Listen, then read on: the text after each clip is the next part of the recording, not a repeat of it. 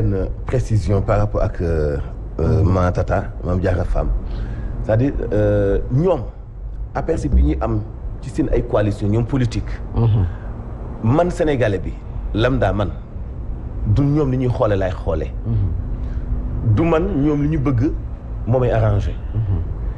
mais li ñuy def du tee aussi ma am sañ-sañu joxe sama avis wala ma poser sama question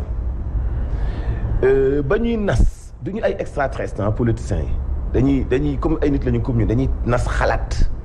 ni est-ce que bu ñu defee coalition bi nii ak nii pour jéem a indi changement mu doon coalition bu ku nekk di xool intérêt boppam intérêt politique am mais ñu njort ni dañu ciy jiital intérêt askan bi ci ba noppi bu ñu defee intercoalition muy ñaari coalition yu dañuy def entre aide jàppalante ci gox bi jàppalante ci gox bi jàppalante ci gox bi mais bu ñu nee yéen waa Yewwi yi nekk Mbour voté leen wàllu exemple laay joxe mais teewul man Yewwi am naa fa liste comme ni fa wàllu amee liste mais man militant bi nga xamante ni bi wala man sénégalais bi lam daa nekk citoyen sañ naa ni cëy bu ma sañoon parce que li may voté mooy li fi nekk laa bëgg changement. c'est ça dama ko jox wàllu wala dama ko jox Yewwi mais changement la bëgg ci li fi nekk. kon am naa droit ni Yewwi ak wàllu lu leen teewoon a ànd. doon na gën a yomb kon ci man ngir ma changer li fi nekk. politique yi il faut itam xam nga duñu ay malaaka fi ñu ko nase fekki wuñ ko certes fi ñu ko xalaate fekki wuñ ko certes mais tey am na ñu nekk ci biir coalition bi te ba ñu koy nas fekki wuñu ko woon et tey député la ñu ci biir coalition bi donc Sénégal bi nga xam ne moo leen di fal te moo tax existence su parti ak coalition am bu ñu ko empêché mu joxe xalaatam. bu ñu ko empêché mu laaj poser ay questions nii moo ma gënoon a question bi ma laaj noonu te sama yaay ni ba ñu koy nas xëy na fekki wuñu ko te netti li gën di ci am bu wóorul mais question bi da leen topp ba assemblée nationale ah question bi ca njaal benn coalition bi laa leen ni woon gënul et l'histoire m'a donné raison gënul. parce que tey bu gënoon kenn du werante ay cohabitation ak nangam dañuy dóor waa benn ba ñu ni sip. parce que fu ñetti résultat génnee maanaam ni ma ko joxe sànq exemple fukk lañu bennoo ba amee ñeent Yewwi am ñett Wallu am ñett teewul bennoo mooy gagné raw gàddu la mais bu ñu boole woon ñaar yu mu nekk benn du nekk juróom benn. te bu ñu ko boole woon doole ji day continuer am parce que xam la moo tax parce que nit ñi dynamique bi la ñu gëm démarche bi la ñu gëm gis nga fi nekk nii Yewwi ak Wallu ku ci génn da ngay tooxal sa bopp parce que nit ñi ñoo gëm boo génnee foog ni da nga am doole ndax nga sa bopp nit ñi dynamique bi la ñu gëm démarche bi la ñu gëm du nit ñi nekk ci biir démarche boobu ñu gëm nag faw ñu leen ci tenirale compte di leen bàyyiwaale xel nii nañ ko doon waxee ci début ba ne intercoalition ci cëppaandaw ji dina metti ci ñun noonu la ñu leen di toppee parce que sànq bul fàttali maa ngi junj ni xaalis doxul jàmm. te diggante àjjuma ak léegi li génn ci xaalis ci Sénégal bari na te diggante élection locale yi ak léegi ñii Yewwi faloon te ñu jóge fi dem fekki Macky Sall bari nañu lool te fii ak assemblée nationale fi la xaalis bi gën a génnee fii la politique dëgg-dëgg di génne. démarche yi fii lay tàmbalee. mais am na loo xam ne sañuñu ko ñoom politique yi bu ñu fàtte ni ñun askan wi ñoo leen jox li ñu yor suñu kàddu la ñuy faloo suñu kàddu la ñuy yóbbu suñu dund la ñu bëgg a changer moom lañ leen joytul dégg ñu changer nañ suñu dund moo tax ñu am ci ñoom confiance.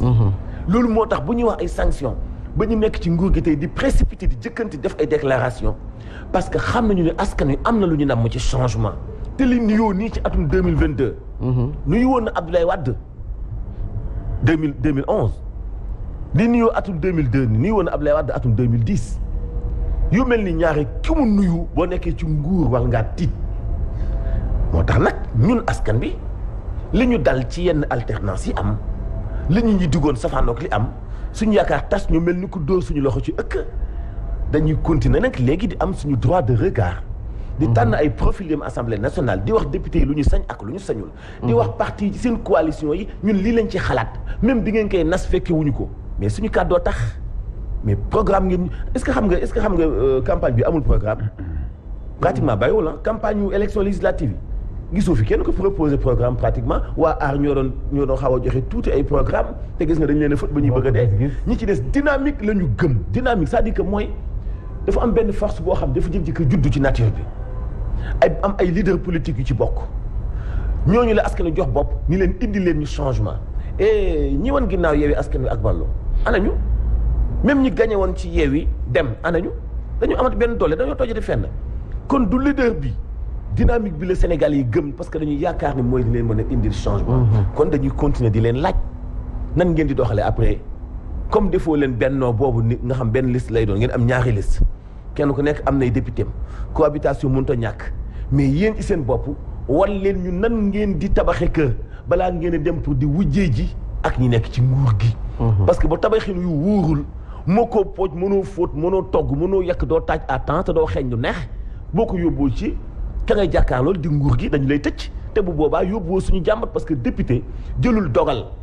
day taxaw opposé wu day laaj bilan di teewal askanam ci péncum ndawi réew ma kon ña fay dem faaw ñu sas leen ni leen ay jéeg ngeen yuy sëyi war ngeen a mën a fóot war a togg war a xeeñ lu neex mais ki ngeen di fekk itam daa jonge kon donte am ngeen doole am ndaagowaale bëgg nañu leen a sas itam ci bu ngeen demee nii ngeen di defee pour mën a dominer seen jëkkër xam nga kuy jëkkër ji mooy askanu Sénégal c'est ça. am nañu droit di laaj suñu xalaat Yewwi Wallu dama ni amatuñu droit di def lu leen askan wi dul laaj man de boog man Mansour fii ak maa ngi wax ñu may dégg toujours dinaa dox diggante yooyu lay coalition parce que damaa xam importance bi askan wi jox dynamique boobu muy Yewwi ak Wallu donc toujours dinaa leen di fàttali lépp lu leerul dinaa ko dénoncer te dinaa leen di poser ay questions nan leen lii ngeen def lu tax parce que askan wi ñoo ma yónni. loolu c'est clair.